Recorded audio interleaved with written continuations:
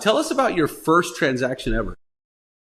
My first transaction, my first real estate contact, I was a ski bum in Lake Tahoe after college, was broke as heck. And I met a gentleman from Mississippi. Our family was in a rental management business before I got into real estate, and he recognized my name tag. I had earrings and purple hair at the time, just a complete snowboard bum, goofing off after college. And we met and had a good conversation. I was working at a snowboard shop, and he gave me his card and said one day that he will be a buyer in our market. And I said, well, in a year from now, I'm getting into real estate. Cleaned up my act. He was the first person I called, and it was on the drive home in the U-Haul. And today he's referred me, probably 40 people in my career. And so I met him across the country, and he was one of my first clients down here in the Destin market. He sold cars, so our family's bought all of our cars from him, and he bought all the real estate from us and he was just a referral magnet for everyone that bought a car. He told them about us on the beach down here. Wow, that's awesome. What a cool story, man. And you still snowboard? Oh, for sure. I just got back. I went to Snowmass. I try to go twice a year. Man, I really so I used to live in Southern California, and we took it for granted, but we drive 2 hours, 3 hours. We got great stuff. And Big Bear, Mammoth, Tahoe. I mean, everything's there. And then when we moved here to Dallas, we haven't really gone too much because you pretty much have to fly unless you want a super long drive. So it's been a little slow, but I miss snowboarding. Well, you got a lot of direct flights to the ski country from where you're at. I always connect in Dallas to go Colorado or out west. So it's a good commute point. That's true. Yeah, you reminded me to hit the slopes again with one of my kids. Bring someone along. That's awesome. So Nathan, from first transaction, fast forward us. We're going to skip all the stuff in the middle, the messy middle, but would love to hear kind of what your business and your team looks like now from those humble beginnings as a snowboarder. Sure. So yeah, in the beginning, there was no technology. I started in '01. So it was like right when technology was starting. You were as good as the person you picked up the phone or met in person to build a relationship with. I just was determined to put in the grind and the hustle, call as many people as I could. And I just started building lists about people that were in my life that I could reconnect with and let them know what I was doing, where my passions were. I was born and raised here, so I did have some sphere to plug into, but it was just showing up more than my competition, honestly. There was no secret formula. I was at the office before and after. People were showing up, and I was very dedicated to that. I think today, with all the technology, people try to get away from the old school way of doing it. And if you're not making outbound calls, if you're not making conversations to people, you're not going to grow your business the same way. I've always adopted that throughout my career. Technology is a huge blessing, but I also think that you have to have the other pieces that go with it. You can have all the leads, but if you're not calling them, it doesn't work too great. Started off as an independent agent. My vision is try to be a top performing agent. My wife partnered with me. She was my partner for 12 years. We achieved that. And then we decided we wanted to start a team, which we started once we had our second child. She went home to be a stay-at-home mother. Had a team of about 10 people, grew to 17. I realized that was not the dream I was going for because everyone was for themselves. We called ourselves a team, but we weren't like working together as a team. I made the decision to dissolve the entire team. It ended up being me and my sister. 1 week I had 17. A week later, it was 2. Kind of really dialed in of what my vision was, which was beyond just real estate sales with my team. We started rebuilding our team that next year. We had our highest producing year. I became an independent broker owner in February of 2020, dissolved that 10 months later to partner with EXP. That's been a blessing for us as well. And today we have 45 agents. We're their top performing team in the state of Florida. And so far, this year is starting off with a bang. Last year was a difficult year to navigate, I think, for everyone in real estate. This year, the month of January, we put 40 million under contract. So we're starting to have that push again. We had 70 agents. We actually went down to 45 by design. Less people producing on higher levels and a better focus on what our goals and trajectory is moving forward. But we hope to have a record-breaking year this year and a year that has been challenging for a lot of people. Man, Nathan, what a cool story. It's awesome how, obviously the hard work throughout, but how you've made these strategic decisions and obviously that's paid off for you. What are you projecting in terms of either volume or a number of transactions closed this year? Yeah, our goal this year is to close 500 transactions. We've averaged around our highest year was right about 400, which was in COVID. But I feel that we are on pace to hit that. We needed to average 10.5 transactions a week, and we've been averaging 11 to 13 a week. So we're on pace. This is the slowest time of year in our market. So to do that in January, if we can continue that same energy, I feel good about that. If we were to do 500 transactions, we're at an average price point right now of about 800,000. So let me do the math real quick. I'll go with 400 million. I'm sorry. Yep. So our highest grossing year was in the mid threes. So we're looking to break 400. I think it comes out to like 440, somewhere around there. Man, that's awesome, Nathan. Congratulations. I know you guys will, you have your numbers down, and I know you'll do. Are you stressed out juggling? Oh, shoot, I really can't juggle. Now my dog's gonna grab all of it. Okay, listen, this video is brought to you by All-Star VAs. Are you stressed out juggling your calendar, your email, all of the tasks you have to do, plus your personal life, which doesn't leave you any time to actually do the stuff that you got into real estate to do, like going on client appointments, negotiating deals, all the fun stuff. Look, if that's you, I have a solution for you. My team of all-star virtual assistants helps me do all of those things so that I can do the stuff that I love doing. And we can install an all-star virtual assistant for you in your business, whether that's an executive assistant, a social media manager to blow up all your accounts, a marketing manager, an inside sales associate, a customer care manager, and plenty of other positions starting as low as $4 an hour. All you got to do is go to allstarvas.com, book a call with our team. We'll tell you all about the program and see if it's a fit for you. All right, back to the video. Now, are you still in production, or are you just running the team? I'm more in the only parts of production that I'm in is to create opportunities for our company and for our agents. So I will bring agents in on personal sphere opportunities of mine, but it's really just help coach them in a higher price point. So hopefully they get the understanding that they can do this, with my support being in the field on their own. So I try to use my personal customers as a way to introduce them to the agents that are deserving, work with them directly on those deals to get them to a position where they feel comfortable in a new price point to elevate their game some. I love it, man. That's awesome. So Nathan, quick question for you that interests me. You've seen a lot of agents obviously come through, during your career. What do you think separates the ones who are successful from the ones who aren't? Because, there's these statistics that, however many % of agents don't do any deals and burnout rate's so high, but your agents are doing really well. What separates them from the others, you think? I think there's some agents that are doing really well. I think there's some agents that want to do well, but aren't treating it like a career. So I think the biggest challenge in real estate is that you are a 1099 person. If you're working in a corporate position, it's like, hey, here's your hours, here's your requirements, and this is what you have to do or you're fired. In real estate, we have to be prepared to ask ourselves, will we hire or fire ourselves? Half the time it's lackadaisical effort. You can have all the tools in the world, but if you're not treating it like a career, the likelihood of you growing a lot in this business is very small. I think there was a statistic that was just released nationally that last year, 74% or so of agents didn't make a sale. And it's all about what you put into it. We had a brand new first year agent did 13 million in production. We've had seasoned people that got lackadaisical that did 2 deals. So it really comes down to what your threshold is of attention to detail and just drive to get there, because, no matter what we provide, there's nothing more powerful than that agent's personal drive to get there. We could give them all the tools in the world, but if they don't use them, if they don't show up, it only goes so far. Yeah, 100% agree with that. I've seen so many agents, come through and very similar. You got to definitely treat it like a business. In terms of specifics, like, for example, this new agent that you just talked about that is going to sell 13 million first year. Any personality traits or qualities or anything specific you see with that agent to make that happen?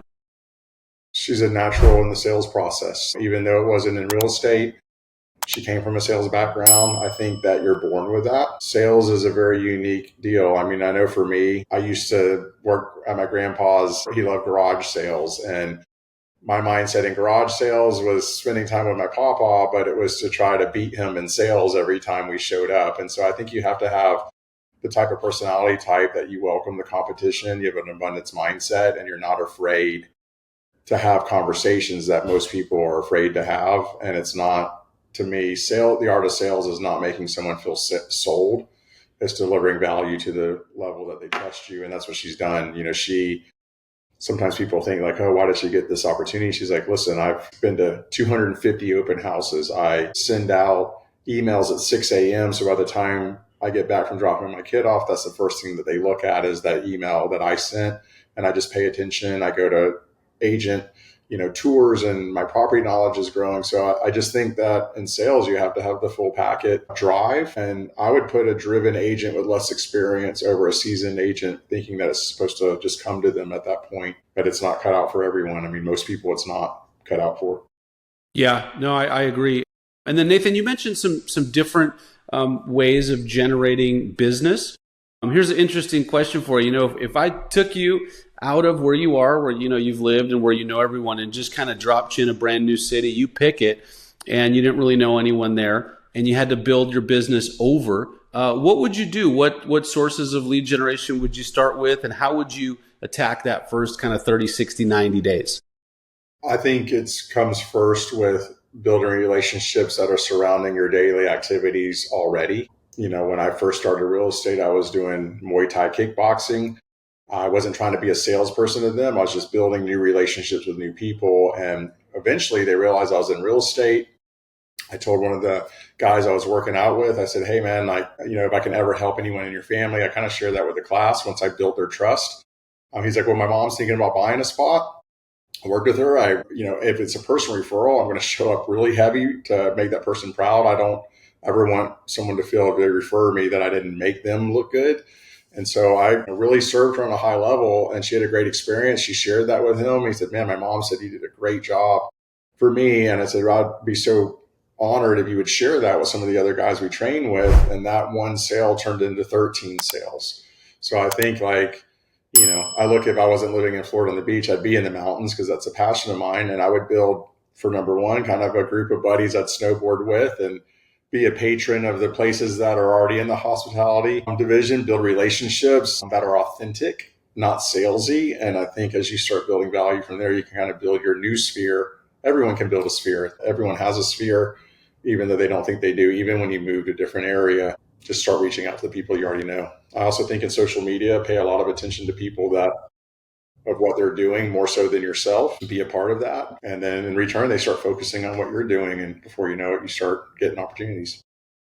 Yeah, listen, I think that makes perfect sense. It's a natural connection there. And I think that really goes along with, I asked you before the call, like, what's your superpower? And you said making connections with people. Is that something that you were born with, or is it something that you learned? I think I was born with it to an extent, but I also think it was to when you become comfortable in your own authenticity, you can read through the fake and people know what they get when they meet me because I don't try to portray to be anyone else. I think that's a really hard thing that people struggle with today because of all the social media and everyone doing the highlight reel. I think sometimes just having those real conversations, you can break through a lot of barriers in order to kind of build like true relationship that they, want to help you grow because you're there to help them in multiple ways. You mean to tell me that everything I see on Instagram is not people's real lives? Yeah, I think I saw an ad one time and the guy was like pounding a Jack Daniels bottle in his car, homeless. And then he gets out and takes a picture in the Grand Canyon, like, man, what an awesome vacation. And, I think that's the challenge with a lot of the things that happen today is that there's a lot of fake persona that's out there and everyone's trying to do a highlight reel and it's just not real a lot of the times. What's interesting about that, I think, is that if people actually were more authentic on social media, and posted the challenges and the things that are going wrong, that actually gets way more attention, on social media. I have here in Dallas, I have a friend of mine. She owns a pizza truck, and it's kind of a silly example, but we were at an event and she was there, and I started chatting with her, and then we were like, "What's that smell?" And she's like, "Oh shit! Like I left the pizzas in the oven, and they all burned, right?" So she took them out and I took a photo of her with like burned pizzas and she posted it on social media Well, in the 2 years she's had her truck, she said that was the most engagement she's ever gotten on a post. And she got bookings from that, where people reached out. And it was just all because she posted this photo saying, like, hey, this is what happens when you get into a good conversation with a friend and you're supposed to be watching the oven, So like that kind of stuff, I think does actually better. People just don't realize it. Well, I also think that everyone goes through struggle, right? And I think where you can really break through those barriers in real estate, I look at real estate as a invitation to come into people's personal lives that most positions would never allow. And you get into their household. I mean, how often is a career path, come into my house, look at my house, meet my family, hear about what's going on in my life. I'm going through divorce, I'm going through death, inheritance, making money, losing money, financial constraint. There's so many different layers of emotion. I think sometimes when you just pause away from the real estate side and say, man, are you okay? I can tell that you've been kind of, in a headspace. And sometimes when you can break down those barriers, it becomes a forever customer and they refer you to everyone they know because they know that you're authentic and, them specifically versus just the property you're trying to sell. And I've always tried to be an outlet for people in that regard. Yeah, 100%. I think that's such good advice for people. So speaking of that, I think clearly you've had so much success in real estate. I'm sure you've had some struggles along the way, like all of us. Is there something that, you've struggled with recently in the business side or that you're trying to overcome right now in your business? Yeah, I think there's so many moving parts coming at you where before, building your real estate business was actually a more simplified process. There's a lot more expense involved. There's a lot more tech and all these, it's hard to keep up, right? You have between AI and all these different lead programs and tech and all these things. Sometimes we all start doing all the things that takes us away from the actual sales funnel, and that's picking up the phone. So I think so often we get stuck in these journeys of like, man, can I automate my system in such a way that I don't ever have to pick up the phone, and you get further and further away from building a real estate business. So I think you can use it to highlight doing the work, which is outbound calls, research, learning properties. I think those are the core about real estate, being an expert of your market, having real conversations and having enough conversations that starts to build a business, and the technology can help support that. So I think just staying on track of the ground roots of real estate is hard to stay on track because you're getting pinged, so often. Like the minute you wake up, it's ping, ping, ping, ping, ping, ping, ping, and just trying to erase the noise and say, what is my biggest money producing activity I can do today without being distracted with all the things coming at you 24/7. And that's such a great question to ask yourself every morning, for sure. I keep trying to get you to give me the get rich quick scheme in real estate, but you keep pulling me back to the fundamentals. It's a tough business. It's a hard business. And it's like, if you don't treat it like that and expect it just to happen, that's what happens to 80% of our, agents nationally every year, is that there is no secret formula of doing something and never having to do the work to help you get there. Yeah, no, that's for sure. Now, Nathan, you mentioned, you've switched a couple times, your own brokerage, then you affiliated with XP. I'm curious in terms of environment. I know you said that, it's been a great move. I'd love to hear about how you feel that affiliation has helped you in your business. Well, first of all, I'm a very loyal person. The first brokerage I was at for 18 years. They were a resort kind of base company. I dealt with a lot of resort type sales. I think that the model that we've taught is be a top performing agent, grow a team, and then launch a brokerage. I think a lot of times launching, being the broker owner, it actually takes away your freedom because you become a state administrator. You're the target for liability, target for audit, target for all these things that are not your passion projects. You become an administrator for the state.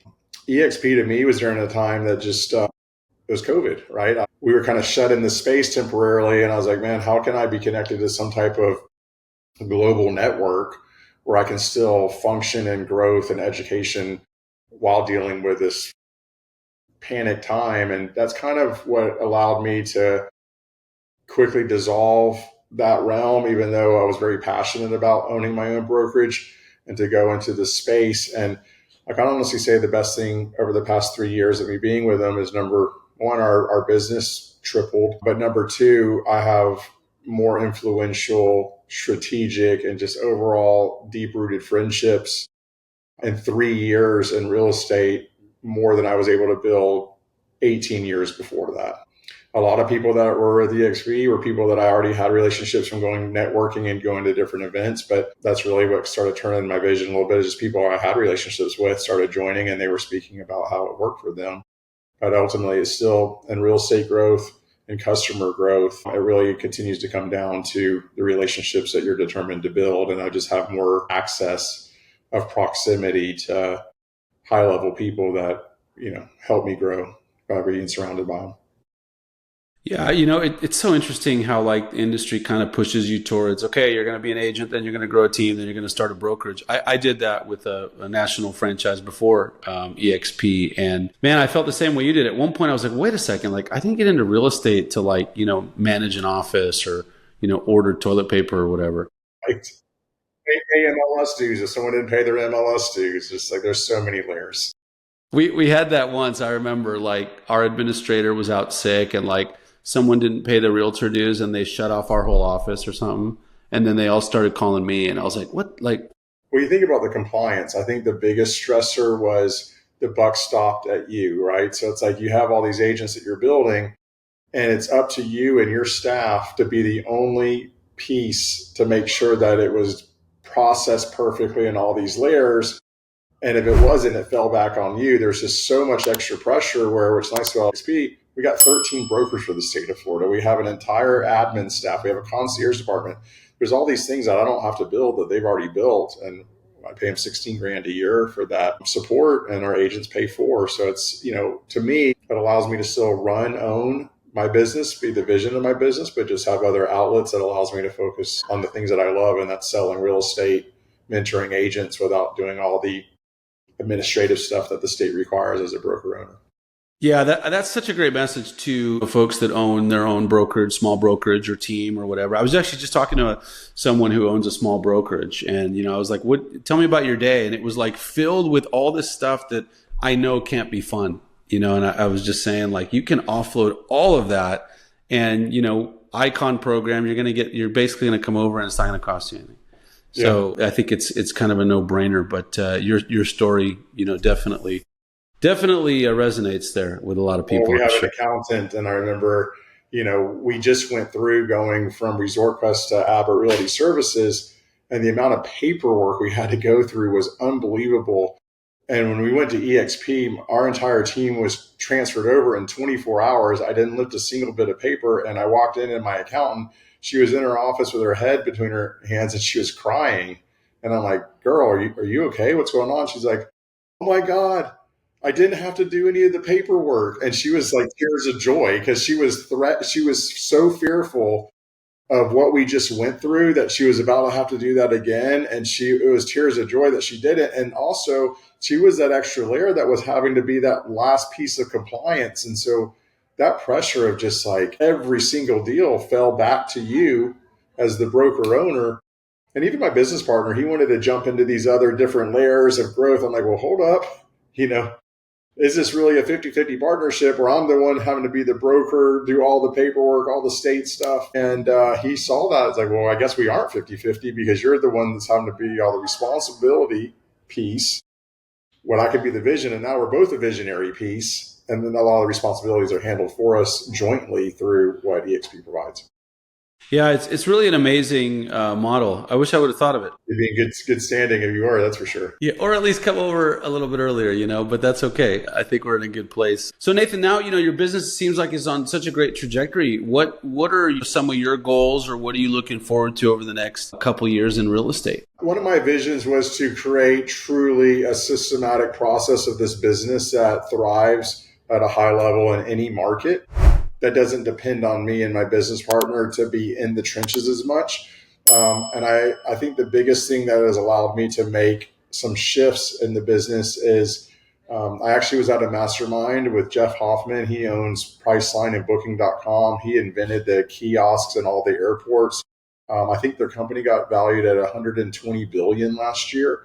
And I asked him, I said, what's the number one thing that allows you to have such retention? Because I think he's in like 160 countries, and he has one of the highest retentions of any company in our lifetime. And he said, find people that are smarter than you in every position and serve them with everything that you got. And so what I realized is that one person can never do it all. In fact, you can learn to hate the business. And now that I'm finding people that are like, man, you're way better at that than I am. And so are you. And gosh, I think you're better in this role. And let down your ego, because there's so many people that are surrounding you that want to lead, that are natural born leaders, but have not been in a position to do so. And if you can find that, they adopt your business as their own, because it does become a part of them as well. And that's what we're doing right now. And I think that's what's going to take us to that next level of systematic approach to how we're working the business.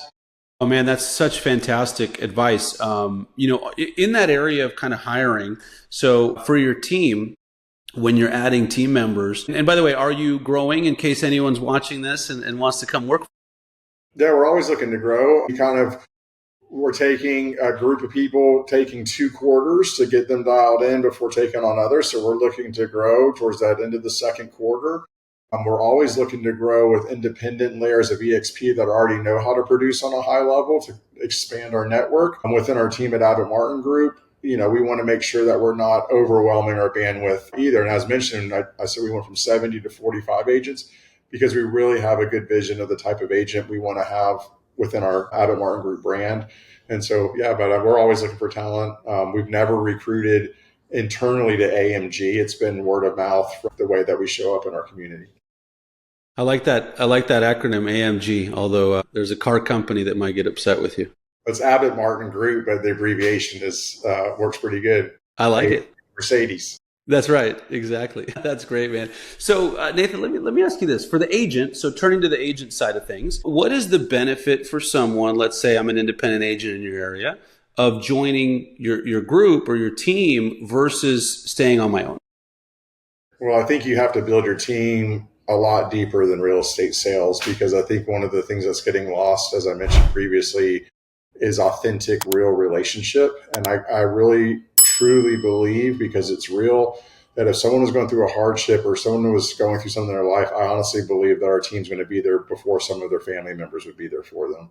People love community. They want to be a part of something more than themselves. And we have a lot of seasoned people on our team. We have brokers on our team, because it's more than real estate sales. Making all the real estate sales and feeling alone in the process is not success, in my opinion. We've all kind of locked arms together in order to, create an outlet that means more than real estate sales. And I think that's what people are truly attracted to our brand.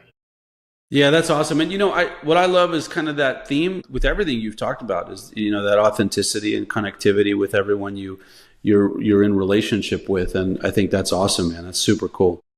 I think in leadership too, your inspiration comes from the people that you're leading. And so I take the ego away. When our team started changing was when I was just totally let my guard down. I'm like, hey guys, you look for me for motivation. My motivation comes from you. I can't give it out if I don't have it in return. I cry the same tears. I have the same stresses. They may be different than yours, but I'm human and I need to be picked up sometimes too, because you can't always give from people that are taking. And so we have a very pay it forward environment, and we recognize when people, need to have just a real conversation that's beyond real estate. And I think that's really the secret formula to building a team that means something and creates impact more than commission alone. Yeah, Nathan, again, I'll just say, I love that kind of reverberates, through your life and then also through your business. And then you've built your business around that. I think people could be more successful if they kind of leaned into their strengths like you are. So that is amazing. Let me ask you this, just for our folks watching, as far as tangible, do you have any books you're reading right now or podcasts or anything that you're doing that you think would be a big benefit to agents that are trying to grow their business?